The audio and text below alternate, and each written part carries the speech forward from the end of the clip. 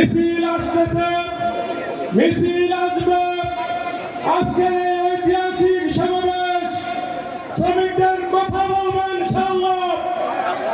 বিগত যুগম্বর সরকার, আওয়ামী লীগ সরকার 17 বছর ক্ষমতায় ছিল, তাদের শ্রমিক সংগঠন, শ্রমিক লীগ সকল জায়গায় চাঁদাবাজি করেছে। হাটে, বাজারে, ঘাটে, ফুটপাতে, বিদ্যুতের থেকে